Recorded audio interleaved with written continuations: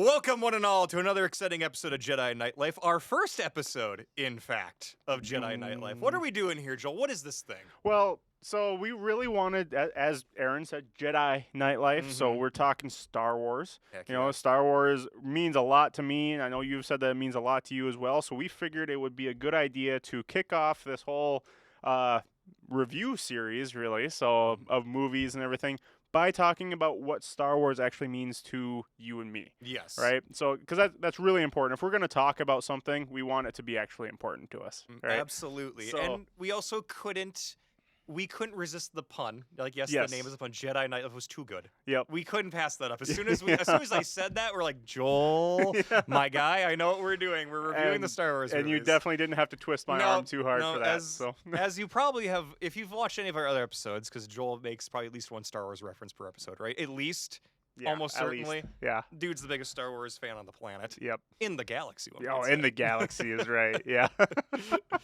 But what we're doing here is, I guess, just quick primer. We're going to talk. This is like our little intro. We're going to talk about what Star Wars mean to us, why we Yes. like it, and then we're getting into each episode after this is going to be a movie review, and then we'll probably wrap up with something about the games or the expanded universe or whatever. Probably. And this might even become like its own little evergreen series. Where every now and again we touch on Star Wars again or something. Who knows? Yeah. Or review new Star Wars New things stuff. too. Who knows? It can go anywhere. There's also a whole galaxy. I'm going to keep making that pun. A whole galaxy of Star Wars stuff to talk about. Yes, So there is. many people have launched entire careers just talking about Star Wars, not even being in Star Wars. Exactly. Which is crazy. Yeah. So I don't know if we're going to go quite that far, but Probably not. it'll But we'll be- see. It's part of what we like. and I'm what we open do. to it, obviously. And when it comes to movie reviews, for the record, it's the ones that actually exist. We'll get there. Yeah. We'll get there. The real one.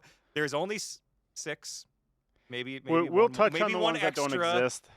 and maybe but- an Ewok film in there. Yeah, we'll see. We'll see. But we're 6. We're starting with 6. Yes. Anyways, so Joel, why don't you Yeah. start? You're the big Star Wars guy here. Mhm. When you think Star Wars, what is the appeal to you?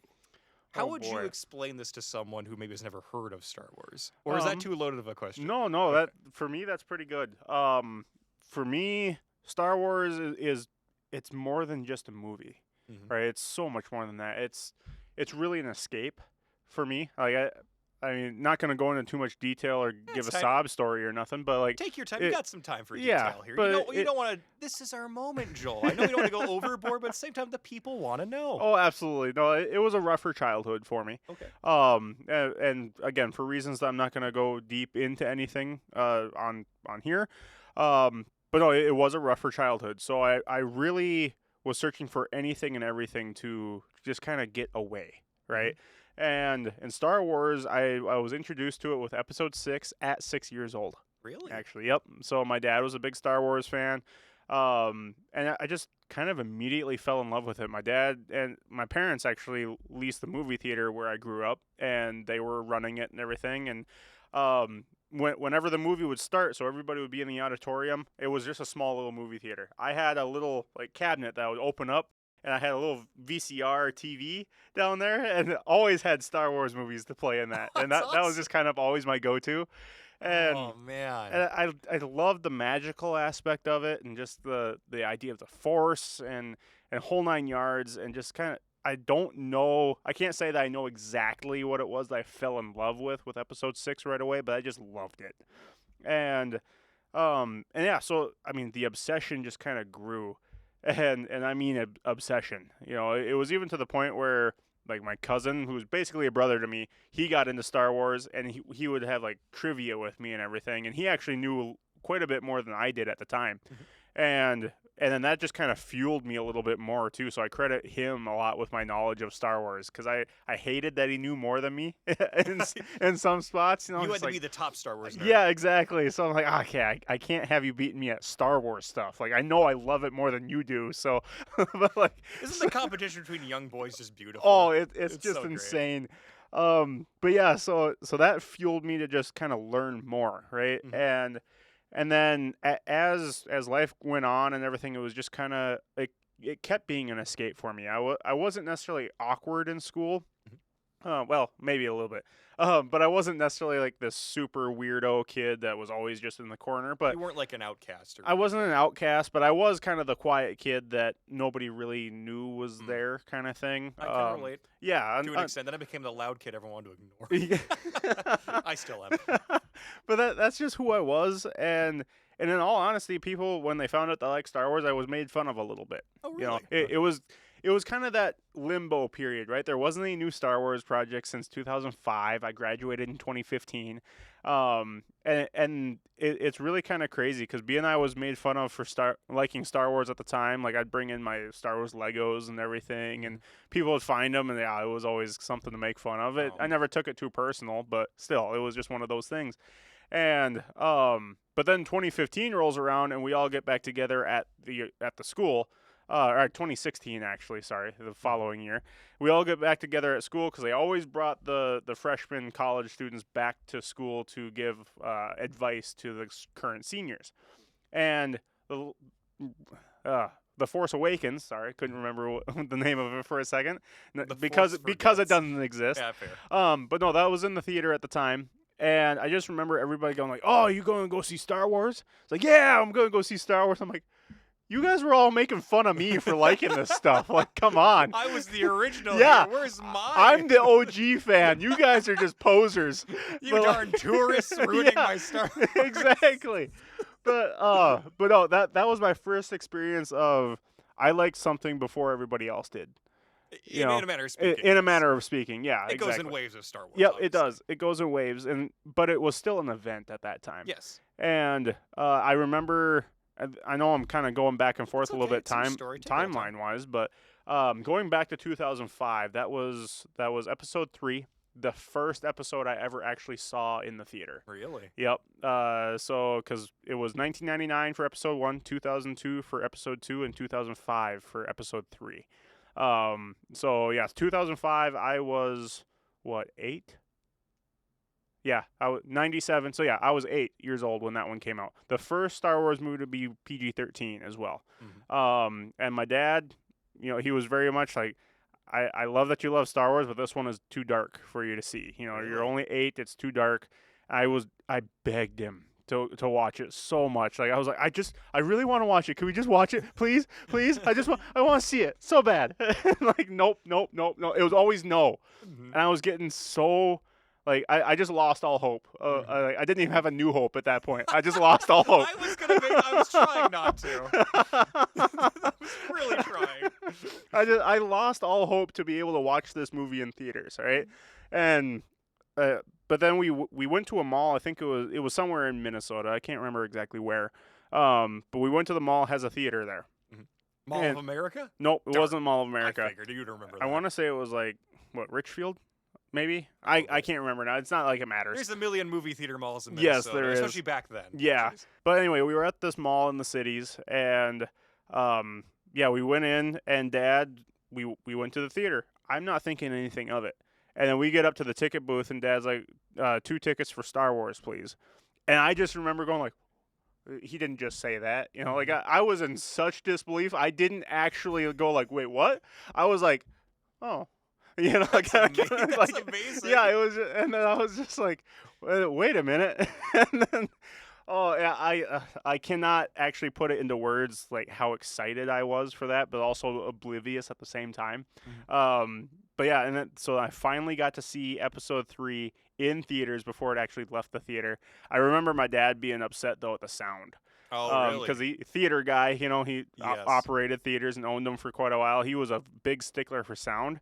And the sound wasn't up to his standards. So, funny enough, the first Star Wars film I ever saw in theaters, the thing I remember most is my dad being pissed off about the sound not being good enough. It was rough and coarse and it was everywhere. Yeah, exactly. But that's just the first thing I remember.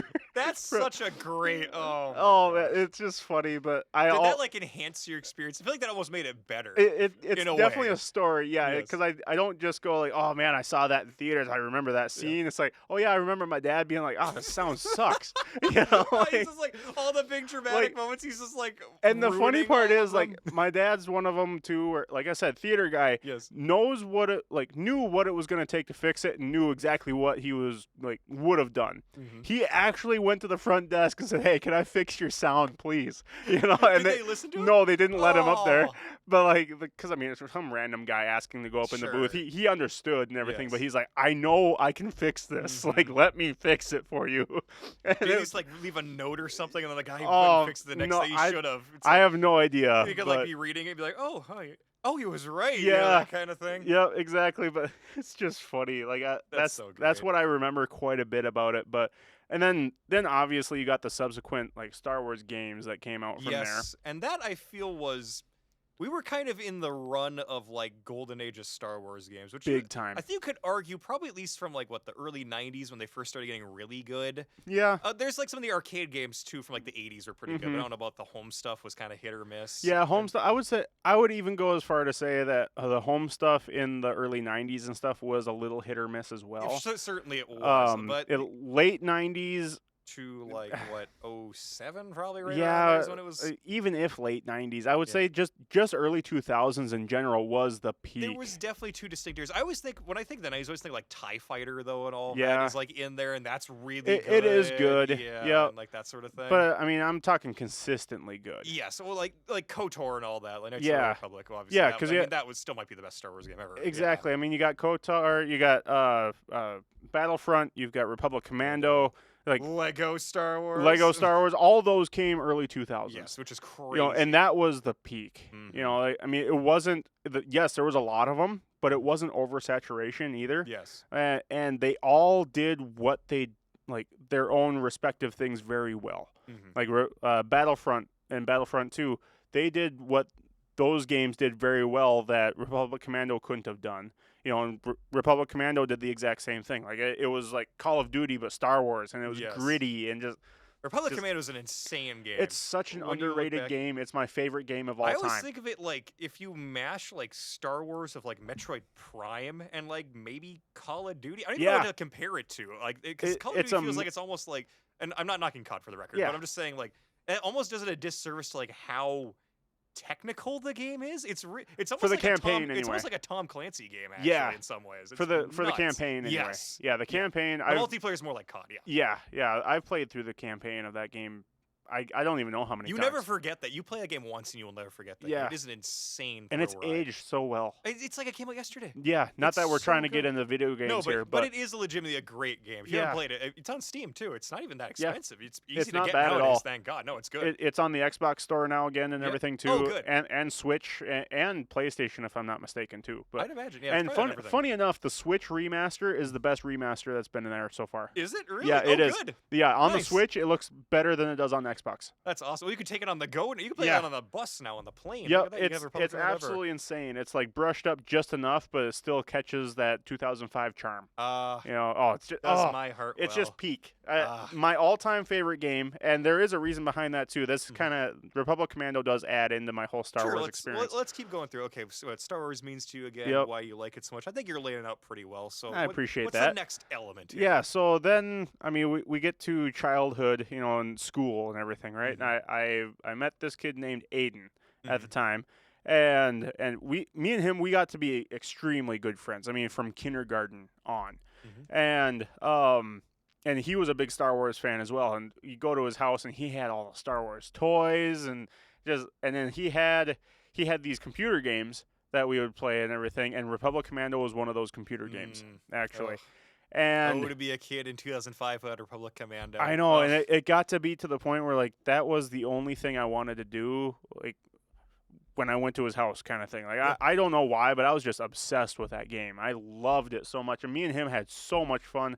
We would even have because we played online quite a bit. On Republic Commando. Yeah, nice. we played online Republic Commando, and we were actually incredibly well behaved on it, which surprises me because you couldn't do split screen on the PC, at least not his house anyway, because we didn't have another PC. But yeah, we would actually switch off every 5 deaths or whatever. Really? Yeah. Oh, that's sick. And didn't cause a single fight. Wow. Which was awesome. You were well behaved kids. Good job. I look back on it now, I'm I don't know how we did it. But that you're so locked in on the game you didn't care. You were just ready to watch. It was great. I loved watching him play because he was better at it than I was. 'Cause he lived with it, But but yeah, I got better as time went on, and I was just having fun. He would help me out, give me pointers and tips and everything, and it was just so much fun and so many good memories with that friend of mine growing up with Star Wars stuff. You know, it was just awesome. Like he even had like the replica at the time blaster of like General Grievous's blaster and everything. I remember that. Yeah, it was just like, it had the sounds and everything too. It's just awesome, and that kind of stuff too. I feel like I was in the peak of Star Wars toys as well at the time because they were coming out with like more of that life-size stuff that was still decent size and decent price and everything, not like today. But no, it's just it was something tangible, and it really brought me into the world of Star Wars a lot more as well, and just like it was even more of an escape at that point, and a darn good one as well, you know. Like, and that's what that's what makes you so passionate about it, right? Is that it's just in a way it feels good, right? It's just a fun thing. Yeah, it is, and the story is so it's as in depth as you can make it. Right? So if you just want to have the basics of the story, you can have the basics of the story. If you want to dive into this whole like universe and know just about every little thing, which I still don't know every little thing. Who could? Not that I really want to necessarily, but it's still a world that you can dive in and learn as much or as little as you want. And I just feel like that way it's such a welcoming story. Not necessarily the fan base is the most welcoming in the world. Well, maybe not now after it's been torn. Yeah, apart not now anyway. The great nerd civil war. Yeah, yep. But as far as the information, it's just really inclusive as to okay, how deep do you want to go down this rabbit hole? You can go as deep as you want or as shallow as you want. It doesn't matter. You're still gonna have a great time with this. And I mean, and the fact that Star Wars itself is responsible for a lot of the innovations and where we are in cinema today, as far as visuals and honestly some storytelling too, because Star Wars to me has always been so good movie needs, in my opinion, at least two of three things, right? You need good visuals, you need a good story, and you need like good script, good dialogue, whatever you want to call it. Star Wars has always had two of those things, right? It's always had good visuals, and it's always had a really good story. Dialogue sometimes, that's more hit or miss. It that depends on the movie. If it you is, ask me. But if you got at least two of those three things, you can overlook the other one, right? And it kind of depends on which one that is, you know. But yeah, it's always been that. Even in the original trilogy, it's always had those two things. Dialogue, even in the original trilogy. Sorry, the OG fans. The dialogue is clunky there too. I don't care what you say. It certainly can be. Yes. Yeah. Yep. And again, well, we'll get into that when we do the reviews. I'm not going to go into all the Star Wars dialogue and all that. I mean, it also depends on writer and who was doing whatever. It did. Yep. But when you get a franchise that big, I mean, you're inevitably going to have a little bit of, I guess, varying quality, right? Especially something that's, again, Star Wars, it's approaching, 50 years old now? 50 years old next year. Next year, which is crazy. Yeah. And I mean, anything that's been going that Star Wars long. Celebration. Anybody want to buy me tickets to Star Wars Celebration? I'll take them. John Williams, are you going to Star Wars Celebration? Do you want to help Joel out here? Absolutely. It's over my birthday next year, man. I'm trying to go. I hope you make it then. I do too. But yeah, we can get into all the broader I won't go into my little in-depth spiel about franchises and decay and blah, blah, blah. Yep. We can do that some other time. But yeah, anyway, enough about what it means to me. We all know that it's extremely important to me as an escape and everything from just the life's woes. What does it mean to you? Real quick, I do want to give you the speaking stick here one more time because remember, you do a lot of the 3D printing stuff too. Yes, I do. You also do the Regal Rebel channel too. So your work with Star Wars still continues into adulthood where you're, again, printing all the droids and everything. And Joel's garage, and like he's just got like life-size Star Wars droids in there. It's crazy. So he's sort of underselling himself even with all of that. Like this is still something that he is constantly living with in his own way. Yeah, it's not like obsession wise. I mean, it might be. It might be. I might be underselling 3D printing droidicas, and you. Yeah. Now, Joel, I don't want to. Let me know if this is a bit of a social faux pas. You're all good. You can always cut this as a problem. But didn't you name one of your children after a certain actor? Yeah. So the way that story went is that our first son, was born, and and we were trying to pick out a name, right? So when we were dating, we even picked out some like child names, right? It might sound crazy to some people out there, but that's what we did. Okay. And so we had Chase and we had Aubrey.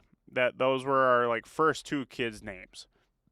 Well, when we conceived our first child, the middle name that we had picked out didn't quite fit with the name Chase. Mm-hmm. We're like, let's save the name Chase. Yep. And well, I was like, well, I'd really like Anakin. You know, that would be. I would love having a kid named Anakin. Can we do that? And my very understandably so, my wife was very much against that. I wonder why. Yeah, she was very like no, and I didn't even bring this one up. But she's like, I would be okay with Hayden though. And for those of you that don't know, Hayden Christensen played Anakin Skywalker. Yep. If you're watching this, you probably know that, but just in case. Just handed to you on a silver platter. It was handed to me on a silver platter, and I jumped on it right away. I was like, yes, please. And it was just like, that's awesome. Oh man, it was so great. And then I actually got to meet Hayden Christensen at Twin Cities Con, and that was a dream come true and really surreal. I had him sign one of my collectibles, and cool. it's still in my basement. My wife tells me I'm never allowed to sell it because that's a good wife. Yeah, I mean, anytime we get in any type of financial stuff, I was like, I can sell like a bunch of my collectibles. I can always get those back. This is one of them. She's like, I don't care how tough it is, you're not selling that one. Oh. So it's that's like, okay. love right there. Yeah. That's real love Yeah, right there. I've still got a video of me coming around the curtain because at an event like that, he's behind a curtain, right? You can't even see him unless you pay for a ticket kind of thing. Yeah, they always kind of keep him all squirreled. Yeah. Which, to be fair, that makes sense. It does. Yeah, when they're a big enough star like that. It's also kind of a safety thing, too, as well. You get some kooky people. You do, definitely. But yeah, I've still got a video of me like coming around the corner, and one of my buddies was like ready with the camera, recording my giddiness as I came around the corner. Awesome. Yeah, so it was just it was a really good time, and I thank God every day that I was able to have that experience, and I hope to God I can have another one.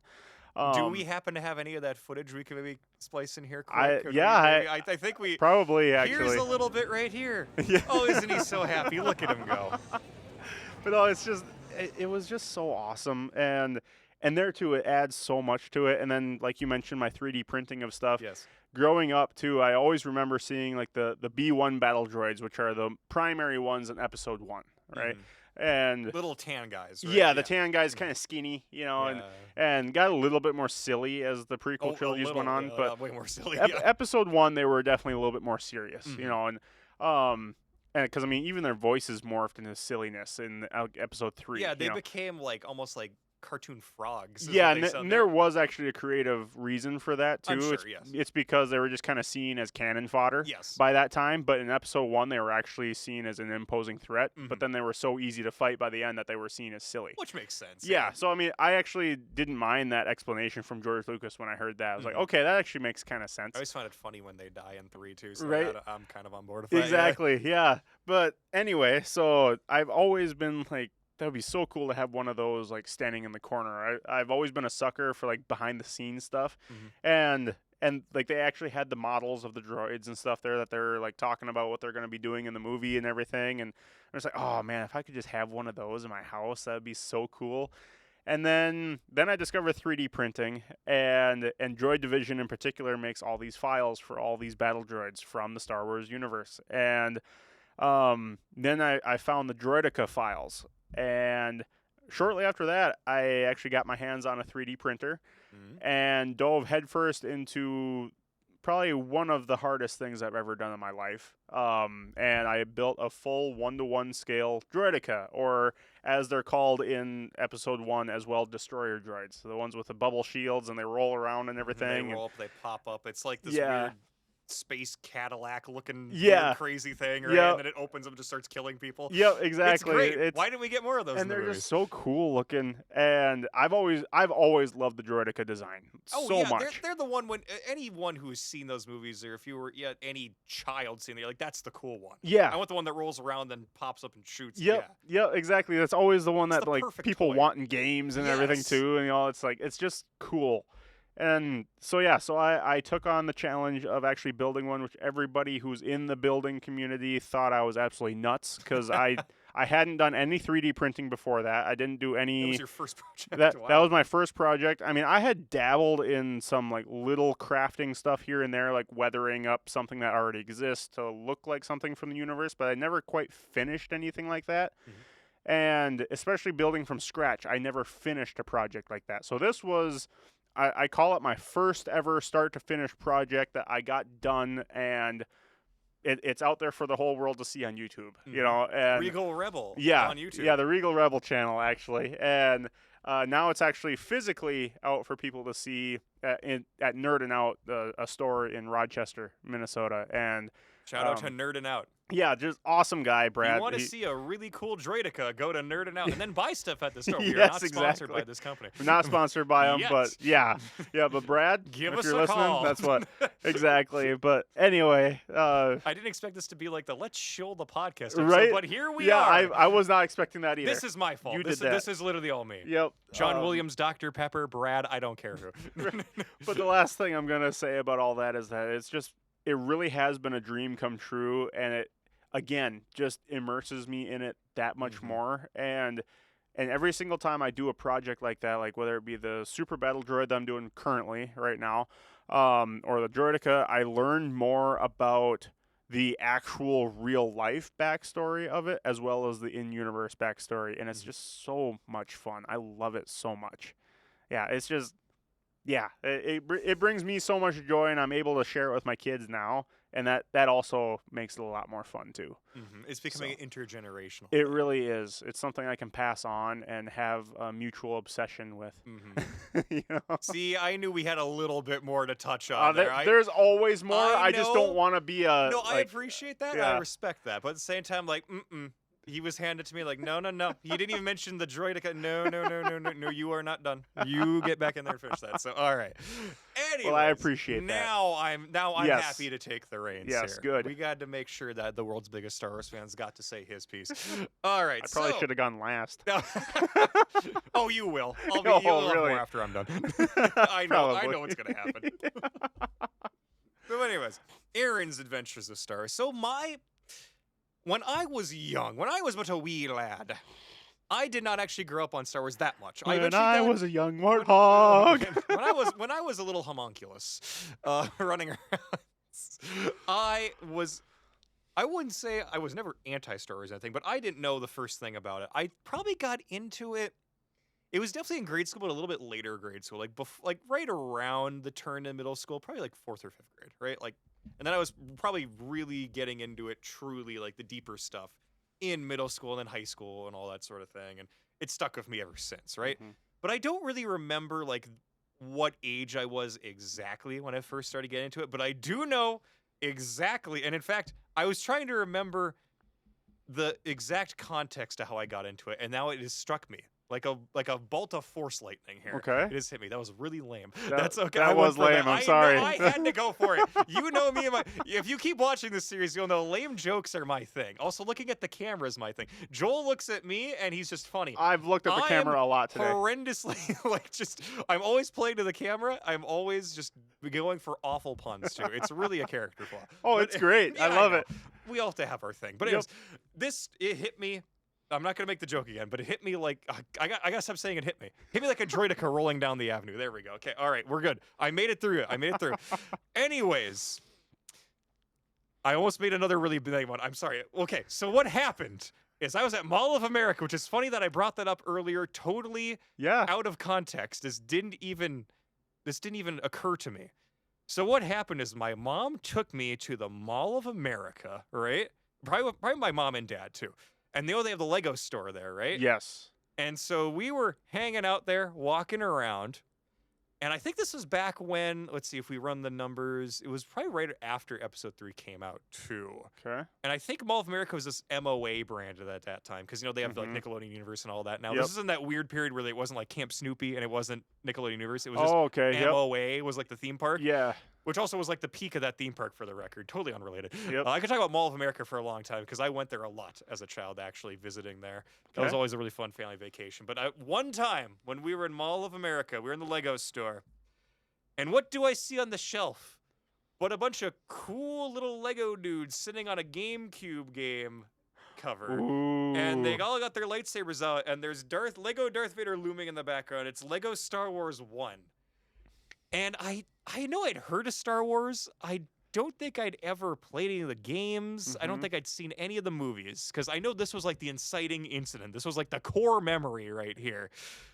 This is what got me into Star Wars. So I saw that. I know I asked for it because I remember this was also in the era where like the GameCube was getting phased out, and so it was harder and harder to find games on. And that was like my main gaming console. So I saw that and went, oh, can we get this one? And my parents, being kind, got it for me. And I played I don't even have the word for it. I played the studs out of it. There we go. Nice. That's a good one. Studs out of that That's game. a good one. I would love to know how far I got completion-wise. I would really love to know. I probably have the save file on my memory card, actually, on my GameCube. I probably still have it. Because I have that GameCube with the memory cards and everything. I'm sure it's still there. I should check. You should. I would love to know how far I got it. I know I beat the game. And then take a picture of it. Yes, and we'll pull it right here. Yes, I'll have to get back to my parents' house where that old GameCube and the memory card are. But I kept my whole collection for the record. It's all there. All right, everybody. We have to pause this episode of Jedi Knight Life very briefly for a unexpected venting session about Lego Star Wars, because you know how I just said I kept my whole GameCube collection? Well, I've made a horrifying discovery. And, well, there's no easy way to say this, but I no longer own Lego Star Wars 1 or Lego Star Wars 2. I know. This is a tragedy. I cannot tell you what happened to them, but little me, you can see him right here, this little guy, at one point went and bought these games, and they look so cool. I mean, look at the covers. I mean, you can see why this cover enticed me when I saw it at Mall of America. I mean, it looks awesome. But I had both these games. I played the bricks out of them. I must have gotten, close to 70% completion on both of these games, as I mentioned in the episode. And I thought, oh, I'm going to share this cool nostalgic screenshot. We'll be able to put it into the episode. I'll show everybody how far I made it when I was but a Jedi Padawan. And look, as an adult now, I can go back to it and become a true Jedi and complete these games. I only have like 30% of the way to go. It'll be great. But unfortunately, little me was apparently a dingus. And it's official too, as I'm labeling him here. I no longer own these, like I said. And I couldn't tell you what happened to them. I don't know if I sold them at some point, or if I loaned them to a friend and never got them back, or if they're just lost somewhere in my parents' house. But I went to my parents' place soon after this episode's recording was completed. I checked through my whole GameCube collection, which is still there, by the way. I have so many great games from that era still saved, along with my Wii and the GameCube and the memory cards. I don't even have save data. I don't have a disc. I don't have save data. I don't have the cases for these, not even an instruction manual, nothing. I have all the other games that I can ever remember having and not selling, but these two are unaccounted for. And I don't have the complete saga, and I don't have save data for that either, so I am just out of luck. I have nothing to show you except this, again, very old school YouTube style representation of me being a dingus. Somehow I lost these, and I don't know what became of them, but you know what? I think this story will have a happy ending, because if we wipe the slate here, here's a much bigger and much more handsome depiction of me. Oh yeah, look at that. Big arms. Big handsome guy right there. Yeah, cool dude. I plan on going to my local used game store and getting copies of both of these games and eventually completing them 100% of the way and becoming an official, true Jedi. So I got that, and I played so much of that game. And then the second one came out, I played a bunch of that one too. And I'm sure I made it a little bit farther in that one. Again, I beat both those games, but percentage completion, they were crazy. I had to get all the mini kits and all the power bricks and gold bricks and yada yada. They had so much stuff to do. It was almost too much. It was almost too much, to the point where I think I got it's 99 gold bricks in the second one, right? It's like the full completion. I think I got up to like high 60s, maybe low 70s, and even I was like, I'm tapping, like whatever grade school age I was, like, I can't do it. That's too much. So I literally played it till I was sick of it. Yeah. It was great. And later on, I did play the complete saga. I never owned it, but I did rent it, and I beat the whole thing too, and blah, blah, blah. I probably still have the save file on my Wii for that one. Thank you, Blockbuster, for running that to me back in the day. So maybe that'll be... Maybe one day that's something I'll do. I'll have to go in like 100% of these things just to complete childhood or something. Right. I'll become a true Jedi. Exactly, yeah, true Jedi is right. But that's what got me into Star Wars, was playing that specific game. And from there, I watched all the movies. I'm pretty sure I watched them like 1, 2, 3, 4, 5, 6. You know, like every kid does. You think that's how it is. Yep. You really should watch the original trilogy first, but who cares? You know, whatever. And I know that it was interesting to me because I enjoyed them, but it definitely felt, especially when you're younger, you know, you don't pick up on it, and you're like, okay, you're going 1, 2, 3, and then you notice like it's really different 4, 5, 6, and you're kind of expecting it to be more of like, it makes sense, but you know, when you're young, maybe you don't quite get, okay, well, these ones came out first. You don't really get what a prequel is per se, like you do and you don't, right? So you're trying to kind of put it all together. I remember that being a little confusing to me, but eventually, you know, obviously it clicked, and I liked all the movies, and I've seen all of them multiple times, but I can't say I have watched them very much recently. And so that's something I'm really excited for with this series. We're going to go and watch all of them again. And I assume by the end of it, episode 6 will still be my favorite because it's objectively the best Star Wars movie. Everyone's going to get mad at me. It's okay. It's okay to be wrong. Hey, nobody's going to be mad at you. Well, they'll be mad. Just not in favor. That's okay. Okay, fair enough. Well, anyways. So, and that it's always just kind of stuck with me since. I can't say I have like as much of like this almost like strong emotional reaction to it. Like I really love it. I enjoy it, but it hasn't been like necessarily like this significant. Well, it's been like a pillar of like my enjoyment of like media and entertainment, that kind of thing. But it's not something like I would define like my personhood. Like that makes sense. Okay. Not like me. No, and I'm not trying to knock anyone who does for the record either. It's more of just, it's a really good piece of entertainment, and I really enjoy it, and it's really fun, right? Yep. But it's also just, yeah, that's what it is to me. And when a good Star Wars thing comes out, I really enjoy it, and I want to learn more about it. And yes, I have definitely gone through, shall we say, too much scrolling of Wikipedia and other such things. Only in Legends, which is the real canon. I don't worry about the other crap. I don't deal with any of that nonsense. Like, I am that kind of person. There's even some deep Legends that I don't even consider canon. Oh, I know, like the weird stuff that. There's some weird stuff. Especially the really early stuff before. Yeah. Like the things that came out like in between like 4 and 5. Like there was like Splinter of the Mind's Eye and all that. That really we don't talk stuff. about that stuff. The thing is, I can't say like I'm a big fan of that stuff in the sense that like I've experienced a lot of it, but it always intrigues me. And I kind of want to go down that rabbit hole one day. I shouldn't say that we don't talk about it. I should say it'll just always be Legends. Yes. You know, that kind of thing. And it's always kind of been its own side thing since it came out versus like, again, when we were younger and growing up, like Star Wars things like that was like integral, like, oh, this is part of the story. Like this novel, it matters effectively as much as the movies. Like we know obviously the movies are more important, and when it comes to the canon, that's what that's what rules. But when you're a kid, you don't draw that distinction, right? Like, oh, this Star Wars book, that means as much as this does. You know, you're not worried about that. It's more just, it's theater of the mind. It's imagination. Like, all of this matters just as much. And so that's how I've always kind of taken it. And again, I wish I had maybe a little bit more in depth to say about it. But honestly, it's just always been something that's really fun to me. And then every time I go back to that well and I go back to enjoy it, it's just like, that's a good day. Yeah. And that's what it is to me. And yeah. And I did play Republic Commando in high school. Nice. And I did beat it, and it was great. Nice. And I do ramble about it to other people. Same. When I do that. So there are some things where, okay, maybe it's a little bit of an obsession too with me. Yep. Because I am that kind of person where it's like, there's a good video game from 2005. You want to hear everything about it? There's nothing not to ramble about with it. That's the thing. Also, the Thrawn trilogy. Yes. See, this is the thing I'm almost borderline obsessive with. This is like, okay, I read those in college because, look, I was going to read them anyways with the sequels coming out. And then they were so bad, it's like, okay, I really need to read these. And I can't remember if I started reading them like before they came out. Well, I definitely saw 7 first. I think I started reading them before 8 came out. Okay. I want to say. And then I think I maybe finished it after 8. Yeah, that would make sense if how bad the sequels were. Yeah, well, I feel like it was sort of like I just happened to be reading them like at the same time. Sure. Sort of thing. It might have been coincidental.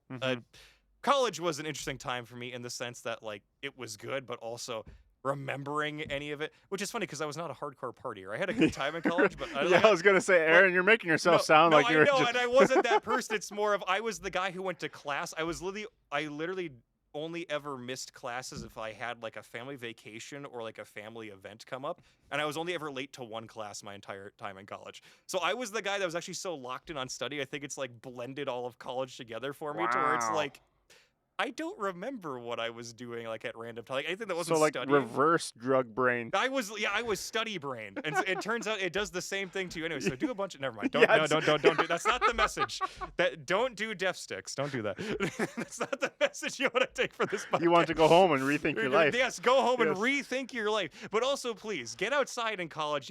Drugs or studying, whatever it is ruining your brain, definitely get out and touch some grass, touch grass or snow, touch Hoth. So the Thrawn trilogy, right? Yes. That was like, okay, I was at the right age to read it. It hit at the right time where like, okay, this is what I'm doing for fun. I'm going to enjoy some Star Wars. And that is like, when you see people who were like kids when the original trilogy came out, and it's like this really became like this pillar for them, or people who watched the prequels. Unfortunately got stuck with only seeing the sequels in theaters, and right? But the sequel novels again, Thrawn, that's my like pillar of Star Wars. Like, okay, I'm all about let's talk Thrawn. This is my thing. And real quick, that's actually what I like was touching on with the whole like the rabbit hole. Yes. You know, you can go as deep or as shallow as you want, but there's probably something in there for you for it to be some sort of pillar in your life. Absolutely. And that is my thing. Like if there's anything other than, again, I do love the movies, and I do love Episode 6, and I would rank that probably in my top 5 favorite movies ever, I would say. In fact, it often with me ranking films also is very tricky, too, but I think that if there's one movie that is going to make, well, okay, if there's 2 movies, because I have to mention On Her Majesty's Secret Service, the best James Bond film. Okay. We'll talk about, we might get to that some other time. But when it comes to, like, top 3 movies, okay, it has to be On Her Majesty's and Return of the Jedi. I have to have Return of the Jedi, at least in top 5, if not top 3. Yep. It's pretty close. Like, it's one of those things, like, all right, I could turn that on any time of day, no matter where I'm at, and just enjoy this movie. So that's how I am with Episode 3 or Episode 5. And 3 is really close for me, too, but it just, it hits differently, and it's like, it's also not as much of a feel-good movie in a sense, because, like, I really like, and I'm sure I'll talk about this more in the reviews of the movies, too, but I really like seeing the final act of something, like the resolution, right? Like how everything got wrapped up. I love a good ending, if that makes sense. Yep. And in fact, I'm someone who's usually really annoyed at ambiguous endings that don't need to be ambiguous, because I understand when something needs to be ambiguous, or when it makes sense to leave it kind of on a cliffhanger if there's more coming. But I despise when something is not ended correctly, and especially if it's just left hanging, right? Yeah. Or if it gets ruined at the finish line. Right. I hate that. I would much rather just have something like it ended, and even if it wasn't the perfect ending, it was fine. Yeah. Star Wars, to me, at least with Episode 6, which is funny because I'm talking about the Thrawn trilogy, which is the real sequels, how much I love those too. But 6 is like the perfect ending for the films. Like this, it all got wrapped up. It's good. Like, and we're done. Like, it's just nice. Oh, no, right? I'll agree with you that it's a great ending. And I think that's why it will always stand above the other films. I'll also go into like the technical details of the movies in the review, and like we'll do a review why on I like this story as a whole too. But there's something about finality I really enjoy, and of course, that obviously no other movie can have that because it's not the last one. So it's a little unfair. I understand that. Some personal bias. Yep, I get but that. At the same time, I do think that even if you just take it on its own story merits, I still think it's the best movie too. So it's the perfect like package to me. Okay. As much as I still love 5 and 4.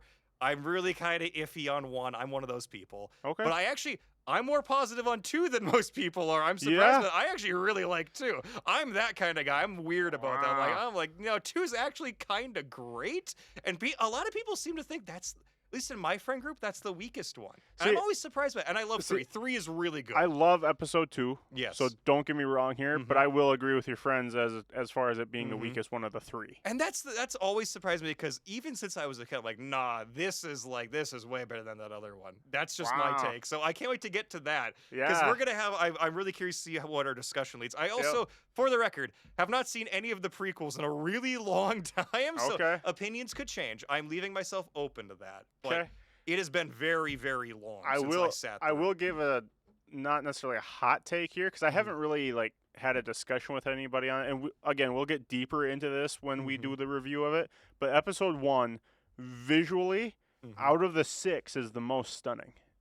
Okay. And I stand behind that. It had the absolute perfect balance between practical effects and CGI. CGI was like just up and coming, but it wasn't like everything like it was in Episode 2 and Episode 3. And it wasn't like just kind of everything being CGI. It was just such a perfect balance, and even what was CGI in episode 1, sorry, was somehow better than what you see in a lot of instances today. Oh no, I'll agree with that. The CGI in those movies, for the most part, aged very, very well. There's very few CGI instances in really any Star Wars thing that actually exists. Yep. We're not counting anything that came later. Yep. That it looks bad, in my opinion. Yeah, and I'm not necessarily saying that it looks bad, but I am in the boat of like it might have been too much CGI at the time, that kind of thing. It did, in a way, limit what they could do. Very much so. It opened new avenues, but it also did kind of, there are certain things that were just really hard to do. And so it was a give and take thing. Yeah, but episode 1, you had like actual physical miniatures that were then enhanced by digital effects. And I think that's really what I'm getting at with episode 1 was that they still had like just a ton of practical effects that were enhanced by the CGI rather than the other way around of making everything CGI. So it's like I watch episode 1 to this day, and I've been watching it more now that I'm older too, because I went through a phase where episode 1 is the worst one of the 3. Like, no, but since I've aged, I actually watch episode 1 more than I watch episode 2. Really? Okay. Yeah. Yep. And that's why, because again, I know that movie, obviously, when it came out, it was kind of divisive. It was very divisive. Good Lord. Yes. And obviously, there's been sort of a lingering, it's funny that we call it a controversy now, because in hindsight, well, compared to that other trilogy, it's like, well, who cares about that? Yeah, like that thing that happened in '99, that was a tiny little thing. Yeah. The real Star Wars was a little blip. In 20 whatever. Yeah, the 2010s era, that was the real Star Wars. Yeah, that was the real nerd civil, the galactic nerd civil war, one might say. But anyways, that's its own discussion for later. But yes, I do think that it is interesting to hear that, again, you watch 1 so much that you like it a lot. And again, that's why I'm very curious to hear about just how our opinions might change as we watch these together. Yeah. So, looking forward to it. I mean, I grew up with the prequels, right? So that's more often than not the trilogy that I go to. Yes. My wife always, like, whenever I get sick, she knows that episode 3 is going to be on the TV. Like, that's just what happens. Episode 3 is my sick movie. Like, it just brings me so much comfort and joy. You just feel better when Anakin goes and gets those younglings, show him who's boss. It's just so good. Like, the opening scene in episode 3. Watching a man melt in front of your eyes. Oh, man, it's just glorious. You met that guy, too, and I guess he got better. I did. Oh, man. But no, like, I just watch that whenever I'm sick, and episode 2 is one of them that I do watch when I'm like kind of more just wanting to feel something. Okay, feel alive. Yeah. I don't even know, like when I'm in my feelings a little bit. Like I don't even a blue day. Like I'll turn on episode 2. Just like I don't know why that one just does hit me that way. It's like, okay, I'm feeling a little bit down. I'm gonna watch episode 2 quick. Kind of thing. Episode 1. That one is just like I'll randomly just actually crave watching episode 1. Don't know why. It is probably the most, in a weird way, relaxed Star Wars movie, isn't it? Like, it has stakes, and it's important, but I think it's like, people aren't blowing up every 5 seconds in the movie. I know there's big battles at the end, but, it's not like, think about how A New Hope starts, right? And there's all the tension throughout the whole movie. And I know, like, obviously, it kind of relaxes when they're on Tatooine. It does relax, up, but, I mean, it feels like probably a lot like a classic adventure movie, right? Like it's not like a war film, like you can kind of compare some of the other ones. It's setting up the war. Yes. Yeah. Because I mean, you got the whole blockade and everything. I mean, it's very important to the story. Yes. And I don't think enough people realize that. Like if you didn't have episode 1, okay, how the hell did this whole war start? Yes, it does. It does explain things, I think. And we don't want to get into a review of Phantom Menace right now, but I'm very curious to see, because my current opinion of it is that yes, it does set things up, but it's almost a little too distant of a beginning in a way. And I'm curious if my thought will change on that or not, seeing it again. Because, yes, I understand that, yes, there need to be these tensions, but it always seemed weird to me personally that, like, okay, well, begun the Clone Wars have at the end of 2, right? It's like, wouldn't that make more sense to have the Clone Wars start at the end of 1? And, like, okay, like, the tension rose to a crisis, and then it became a war. Second movie is the war. Third movie is the end of the war, right? And that just seemed like more natural of an arc to me versus kind of weird, like, crisis. Then the war starts. Now it's over. I believe that a lot of episode 2 should have been part of episode 1. Yeah. Like the whole like confederacy of independent systems and everything getting organized and everything. That really should have been part of episode 1, in my opinion. Yes, that's what I'm getting at right there. Like if they had formed the Confederacy right there, and then it became like a secession crisis, even if it took like years for that to really boil over, that would have made more sense to me. The fact that it's just like the Trade Federation, which I understand they're important. Yes, I get what's going on, but it just seems weird that we don't see more. Yeah, because that started the Confederacy, basically. It just seems so odd that, like, and of course the big time skip between 1 and 2, right? Because so many 10 years pass. Yeah. And it just seems like we should have seen more of that 10 years, right? Yeah. To me, see, that's what I mean. Like the Confederacy should have started at the end of episode 1. Even if we're saying keep the 10-year time gap. Yes. It should have been like started in episode 1 rather than just the blockade. And then you got 10 years of boiling over and getting up to this point, and then like the end when the clones actually come into the picture should have been much earlier in the movie. That's what. And that's my thought here, right? It just seemed like it was paced weird. Not that it's bad necessarily. It's just that is not how I would have written like that trilogy. And I know George. Who am I to question billionaire, auteur, director, iconic artist George Lucas? Right? Look, I get it. The guy has earned every dollar he's made. I'm just a schmuck of a podcast. Look, I'm not going to pretend I am as smart as George Lucas. He's clearly a very articulate guy. I mean, whether or not he understands history and politics might depend on your interpretation of history and politics, but he's at least done some reading. And he's well read. Whether or not he understands all those things, because it always seems like he's trying to make some wacky statement about something, right? Like, yes, I base these people off of, this group or that group. And then I also blended in this group of them. You're like, how did you get there, George? Right. That's what I'm getting at. It's like, he always does some weird thing no one else would think of. It's like, I don't know if he's a genius or if he's insane. I don't know. But that's, again, my personal opinion on George Lucas. If he's insane, he's an insane person with lots of money. Good for him. If he's brilliant, he's a brilliant person with lots of money. Good for him. I wish no ill will on George Lucas at all. I kind of love him, actually. He's great. He's like the wacky uncle that I never had. That's kind of how I view George Lucas. But anyways, before I get all sentimental on George, I think he's doing fine in his $1 billion Scrooge McDuck vault. He's probably rolling around in right now. Good for you. Good job, George. But it just seems like it was paced weird, but we can get more into that in the reviews. I know we don't want to spend too much time ranting about Star Wars, even though we're going to spend the next 18 podcasts doing that. We have 18 more to go, 6 at least. Whatever we end up doing. But I guess to wrap up my now slightly. Okay, we're talking about pacing. Well, what am I doing? Right? Yeah. Now I'm the person can't pace. That was kind of my fault. I derailed you. I'm sorry. Yeah, see, well, George Lucas has the excuse if he had a friend telling him to do this and that and get on this tangent. George wrote those movies alone. Yeah. He doesn't have an excuse like that. Nope. Oh, George. If he wants to be on the podcast, he should, by the way. Open invite to George Lucas whenever he wants. Can be on. We'll not charge you. We'll pay you even. I'll pay you money. Not that he needs any more money, but I'll slip you $50 and a DQ coupon, George. You can be on this podcast whenever you want. Blizzard. You'll get you a whole cake, George. I'll get you a DQ cake if you're on this podcast. I'll get you 2 cakes. There you go. Oh, God. I'll get you 6 cakes, 1 for each real Star Wars movie. Yeah, there we go. I'll get you Star Wars themed DQ cakes. I don't know. I'm now I'm like starting to believe I can get them just by this. Like, this is what's going to entice him. You're just bribing him with DQ cakes. Don't you look at George Lucas don't you tell me he can't slam a DQ cake. George is down. George is here for it. What is happening right now? I don't know. Anyways, wrapping up Star Wars. Yes. I really enjoyed the Thrawn trilogy, and I thought it had a really smart villain, and that's what it felt like. It was an extension of a great story written by a really smart author. I like that. There's my final thought. There you go. I like that. I'll reread those books just to talk about them if we want to add more episodes on. Heck yeah. Because also, have you heard of the YouTuber Darth Angelus? No. He animated the entirety of Heir to the Empire. Oh, really? The entire book. Ooh. And he might be working on the other 2. I'm not sure. The other 2 in the Thrawn trilogy. Okay. Yep. But and obviously, like, it's never going to match like the CG abilities of any major film company. Right. But it is a great passion project. So if you want the true episode 7 as close as it'll ever get, watch that. It's all on YouTube.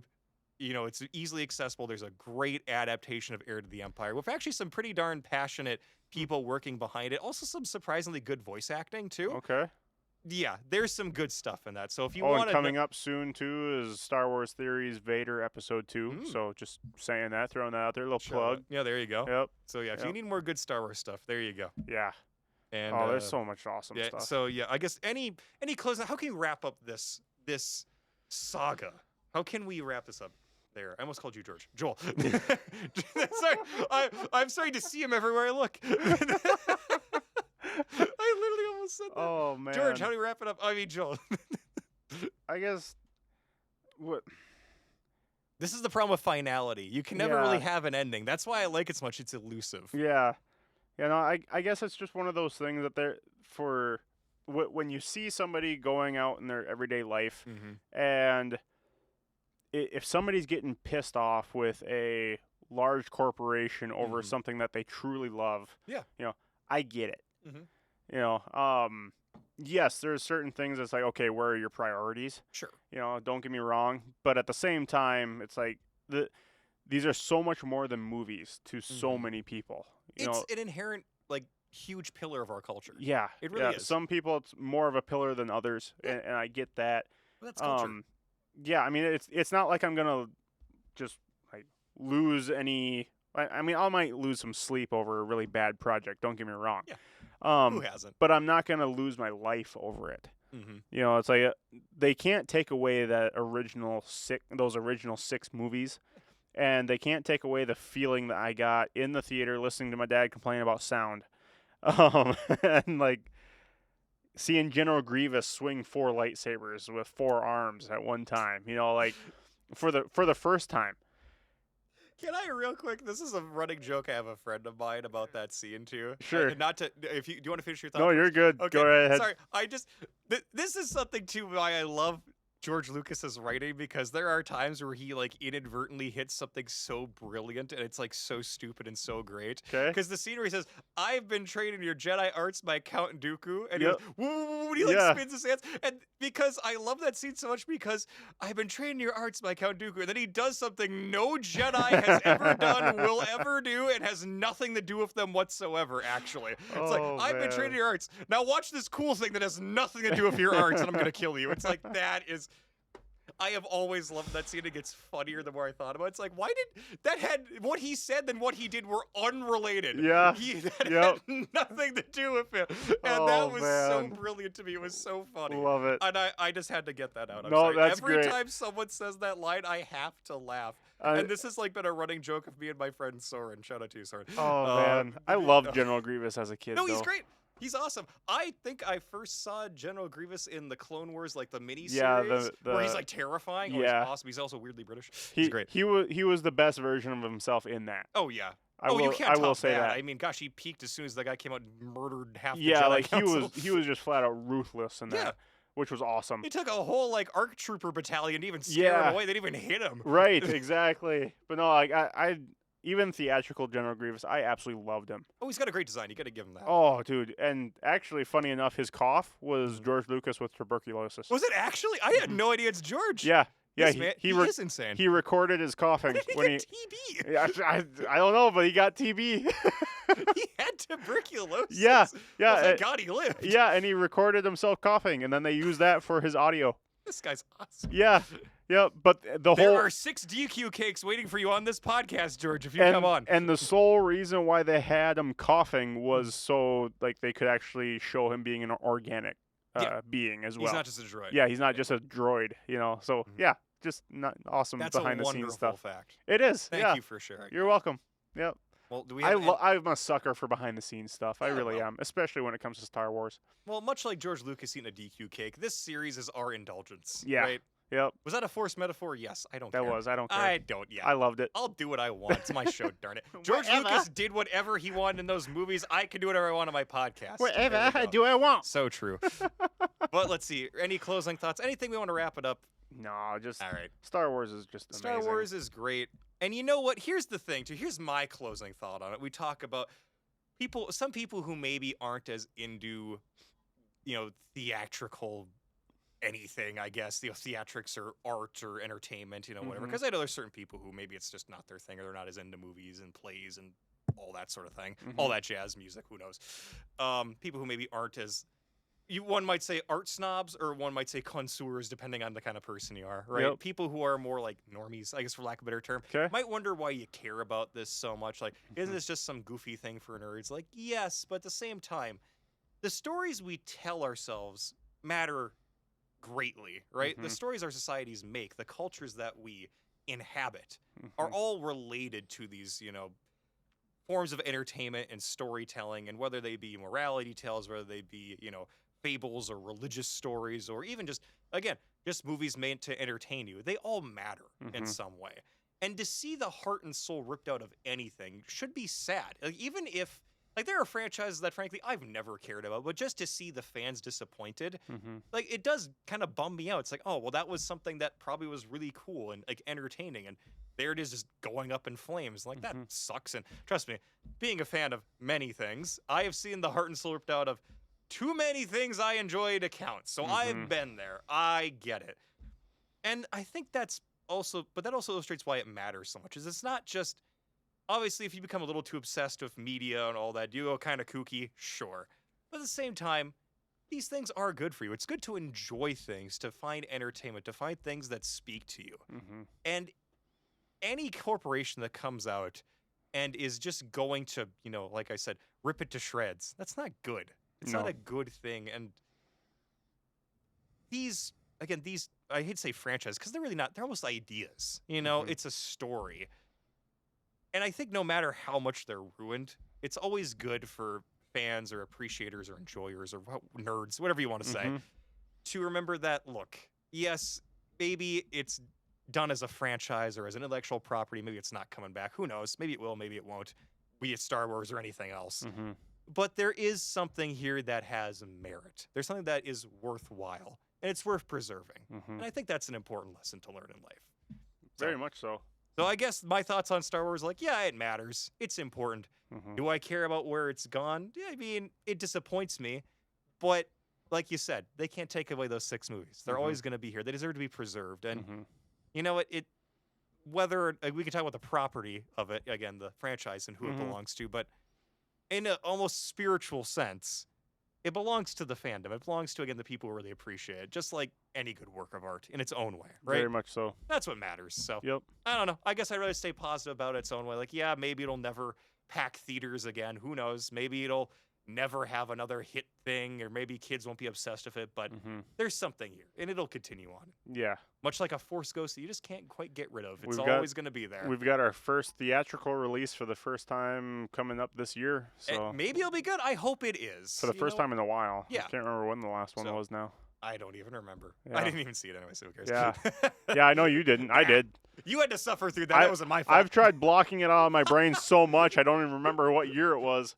I blocked all those movies out. See, I'm like, wow, what a good ending. Ooh, there's books, the Thrawn trilogy. I'm like, wow, look at that. The Last Command closes. Oh, man. That was such a good ending to the series. Anyway. Wait, they got married later. Another time. That's another time. Anyways. This has been Jedi Knight Life. This has been our slightly, we got a little off track, but that's okay. We did, it's but okay to go on a Star Wars I'm okay with detour that. every now and again. Yeah. And again, I love it. I'm going to force the joke one more time. Much like George Lucas with his 6 DQ cakes you can have by being on this podcast, it's okay to be a little self-indulgent every now and again. That face said it all. Anything else, Joel? Is that it? No, on that note, I will say, may the Force be with you all. And with your spirit. Good night, everybody.